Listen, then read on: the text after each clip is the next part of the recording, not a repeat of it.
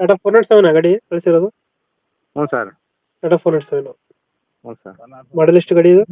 407 pickup 13 sir, 2013. 13 ಮಾಡಲು. ಹ್ಞೂ. Owner ಎಷ್ಟಾಗಿದ್ರಣ್ಣ ಗಾಡಿ? Third owner sir. ಡಾಕ್ಯುಮೆಂಟ್ಸ್ ಎಲ್ಲ ರನ್ನಿಂಗ್ ಇದೆಯಾ? ಹ್ಞೂ ಸರ್, ಎಲ್ಲ ರನ್ನಿಂಗ್ ಇದೆ. ಫಸ್ಟ್ ಪಾರ್ಟಿ ಇನ್ಸೂರೆನ್ಸು ಹ್ಞೂ. ಇನ್ನು 10 ತಿಂಗಳೈತೆ ಸರ್ ರೆಕಾರ್ಡು.